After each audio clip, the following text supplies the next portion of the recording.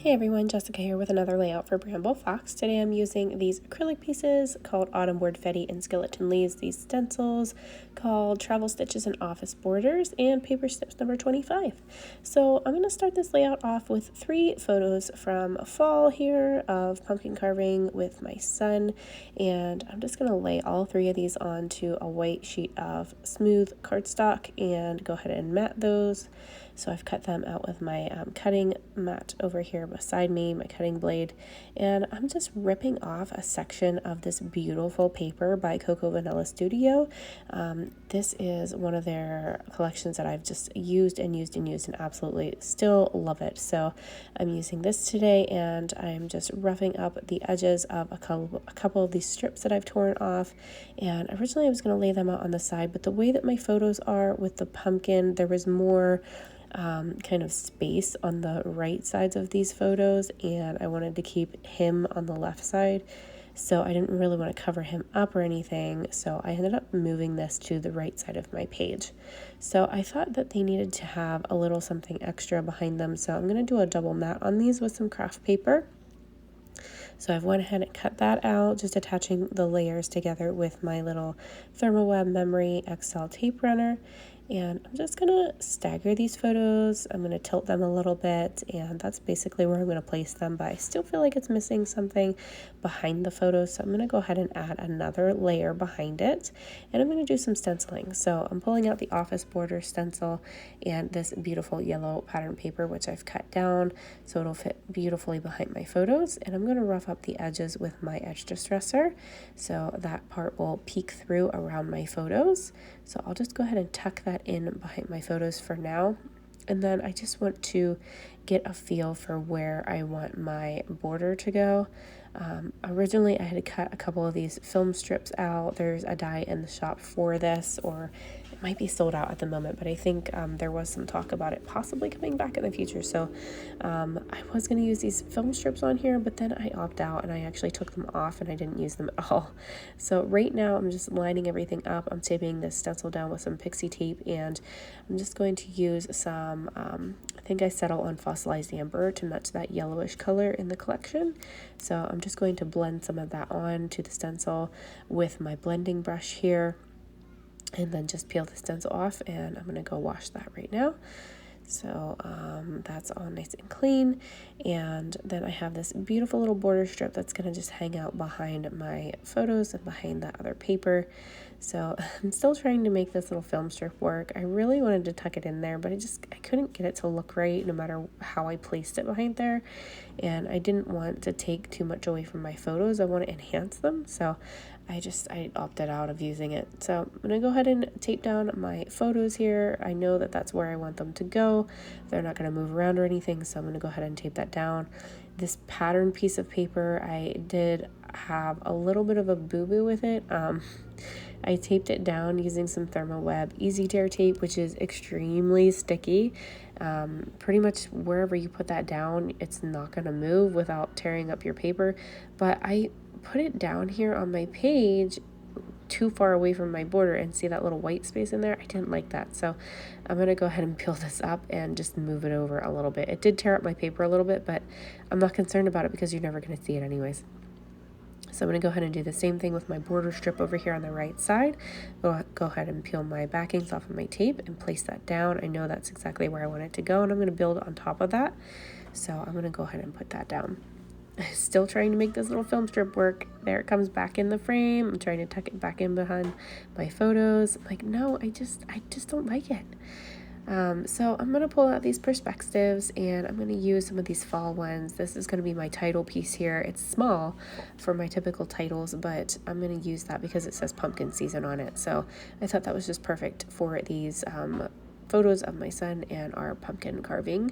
So these photos are actually from last year. We haven't actually done our pumpkin carving yet this year, so we have to get that. I know we have pumpkins. We just picked some up the other day, so they're all ready to go. We just actually need to do it. So I'm grabbing my die from the shop. I'm going to go ahead and cut out the circles from this paper snip sheet number 25, I believe it is, and I'm going to actually fussy cut out some of the elements on here as well while I'm at it. So there's my circles. They're all cut out. I ran them through my Big Shot machine, and I felt like I needed some interest, kind of like a little arrow over here pointing to the pictures and my title.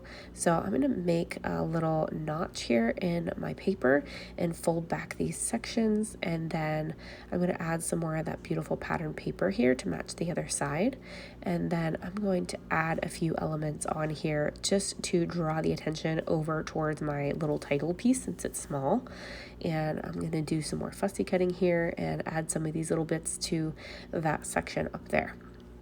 So as you can see, I've done my fussy cutting now, and I have all of those little elements lined up over there on the side, and I'm actually using all 5 of the circle elements from these paper snips, and I'm going to make them into little flare epoxy buttons. So I grabbed some of those epoxy stickers to add onto them and a little bit later in this layout, and I'm just continuing to fussy cut some of the other elements from the paper snips.